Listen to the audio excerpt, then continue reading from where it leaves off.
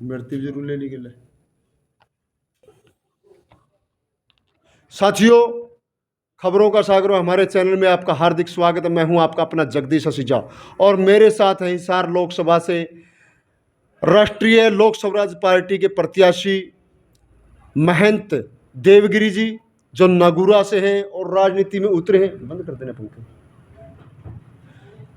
देवगिरी जी हैं। आखिर क्या इनका मनसा है कि चुनाव के लिए पहुंचे हैं और हिसार लोकसभा की हम बात करें तो उकलाना क्षेत्र में प्रचार के लिए पहुंचे हुए हैं। महाराज जी, आपका हार्दिक स्वागत है। आप सभी का धन्यवाद और सभी हिसार लोकसभा के वोटरों से क्या भी बहुत बहुत हार्दिक अभिनंदन है। सभी को हाथ जोड़ कर प्रणाम। महाराज जी, आप एक संत समाज से होते हुए राजनीति में आए हैं। आखिर क्या मनसा लेकर इस राजनीति में आए? क्योंकि संतों का भाजपा से खास प्रेम रहता है और आप अन्य पार्टी से। देखो, मैं सन्यासी हूँ जी। पर भाजपा से प्रेम, देखो भाजपा का ही बात अलग है। हम जो राजनीति में आए हैं सिर्फ समाज के लिए ही आए हैं। जैसे भाजपा ने पाछे देखा, आपने बॉर्डर पे देखा होगा, किसान आंदोलनों को दबाना और मजदूरों को के आंदोलन को दबाना, इन सभी के कारण मैं ज़्यादा तो किसानों के प्रति आंदोलन को दबाया, इसलिए ही राजनीति में आया हूँ। तो किसानों को जो आप कह रहे हैं कि दबाने की बात कही है, तो किसानों के वहाँ आप पहुँचे भी, दिल्ली भी? हाँ, दिल्ली भी गए थे हम। और अभी जो गत दिनों भी बॉर्डर पर सीमाएं सील की गई, तो क्या उस दौरान आपने क्या किया? उस दौरान भी हम गए थे, एक दो जगह गए थे हम, वहाँ भी हम लोगों के से मिले जुले, पर सरकार ने अच्छा नहीं किया, क्योंकि रास्ते तो सरकार बंद नहीं करती। दिल्ली तो सबकी है, आंदोलन करने का हक सभी को है जी। चाहे किसान हो। जब नेता लोग आंदोलन करते हैं उनके लिए भी तो सरकार जगह देती है, तो किसानों ने क्या बुरा करा थी? बिल्कुल आपकी बात जायज़ है, किसानों के लिए ऐसा कोई बुराई नहीं। ऐसी कोई बुराई नहीं है, अन्नदाता है हमारे। और फिर भी हम उनके लिए अपने दरवाजे बंद कराएंगे तो कोई ना कोई आवाज़ तो उठाएगा ही। तो क्या किसानों का, जिस तरीके से आप मान रहे हैं किसानों के लिए आप आवाज़ बनना चाहते हैं, तो क्यों किसानों ने आपको समर्थन दिया?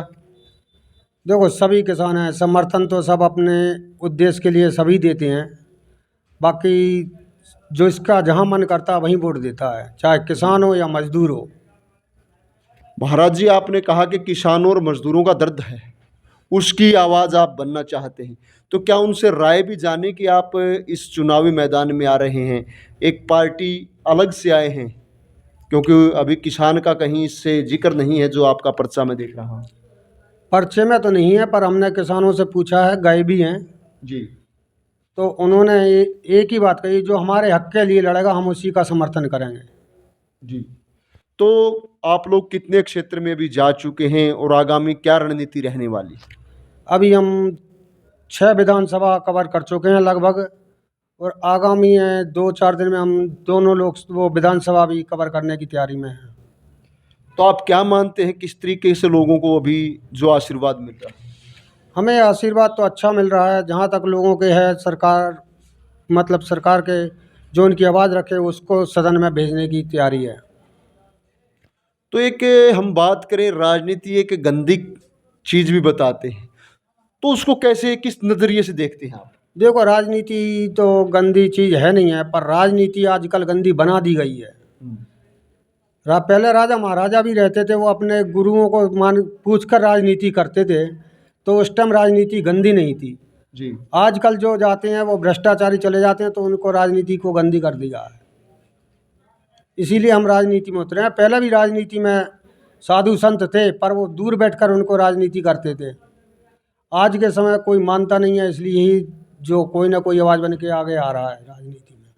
क्योंकि हमने देखा है कि आज चाहे हम यूपी के मुख्यमंत्री की बात करें या छोटे से सत्र पर भी, हमारे क्षेत्र में भी जिला पार्षद भी चुने गए हैं, कई सांसद भी हैं जो संत समाज से हैं, और आप संत समाज में होकर के एक नई पहल लेकर के आए हैं उसको।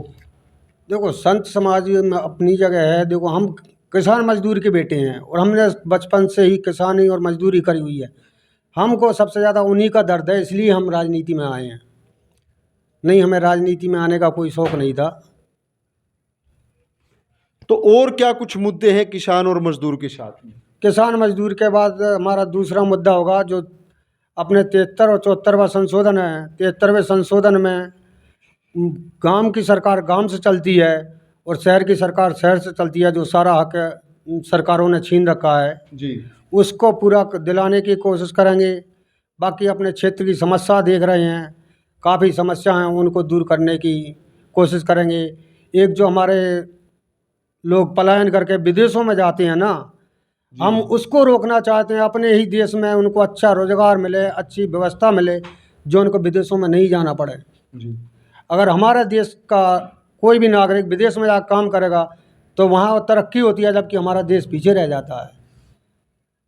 हमारी सबसे बड़ी सोच ये है जो अपने ही देश में ऐसा विकास किया जाए जो बाहर नहीं पलायन करा जाए, जबकि बाहर के अपने यहाँ काम करने आए तो अपना देश और भी ऊपर आगे जाएगा। तो महाराज जी, आप जैसे विदेशों की तर्ज पर कह रहे हैं, क्या ऐसी सोच रख रहे हैं कि जो विदेश न जाना पड़े? किस तरीके से रोजगार देने की बात करें? एक तो अपने यहाँ खुद स्वरोजगार का ज़्यादा करना चाहते हैं। दूसरा, अपनी अर्थव्यवस्था को इस तरह आगे बढ़ाया कि जो मतलब अपनी अर्थव्यवस्था में पैसा कमज़ोर हो रहा है ना, उसको पूरा ऊपर उठाया जाए। जो विदेशों की करेंसी की मैं डॉलर की आप देखिए 83-84 रुपये है, इसीलिए लोग विदेशों में जाते हैं। अगर हमारे ही रुपए की कीमत बच जाएगी तो विदेश में हमें जाने की ज़रूरत ही नहीं पड़ेगी। तो ये कैसे बढ़ पाएगी रुपए की कीमत? ये बढ़ पाएगी सरकारी खर्चे, मतलब जो अब सरकारी खर्चे हैं काफ़ी ज़्यादा हैं। एक एक जो MP MLA बन जाते हैं, 5-5 पेंशन ले रहे हैं, अच्छे खर्चे जो होते हैं उनके, उन सबको कंट्रोल कर अगर देश में लगाया जाए तो हमारा देश और भी आगे जाएगा। सोने की चिड़िया हमारा देश तो। सोने की चिड़िया मानते हैं। तो आप और क्या कुछ लोगों के लिए करने की आप सोच रहे हैं? हम लोगों को हर एक गांव में अच्छा स्वास्थ्य ले आने की सोच रहे हैं। जी हर गांव में स्वास्थ्य बढ़िया हो, हमें शहरों में नहीं जाना पड़े। गांव में अच्छी स्वास्थ्य सुविधा होंगी तो हमें शहर में जाने की ज़रूरत ही नहीं पड़ेगी इतनी, ना ही शहर में इतना पलायन करना पड़ेगा। मतलब जहां हम निचले स्तर पे अच्छा काम करेंगे तो हमें वहां दूर जाने की ज़रूरत ही नहीं पड़ेगी। जी। तो आपने कहा कि इसमें जो हम पर्चे की बात करें तो इसमें अनेक प्रकार से लिखा हुआ किसानों के लिए 50% कर्जा माफ़ी, फसल मुआवजा, स्कूल कॉलेज उससे सभी निःशुल्क की बात कर रहे हैं। तो ये कैसे संभव हो पाएगा? देखो, सरकार बनती है तो सब कुछ संभव हो जाता है। जब सरकार बनती है तो अब देखो, आप अन्न भी फ्री में देते हैं, ये भी तो कहीं से सरकार चलाती होगी। बिल्कुल।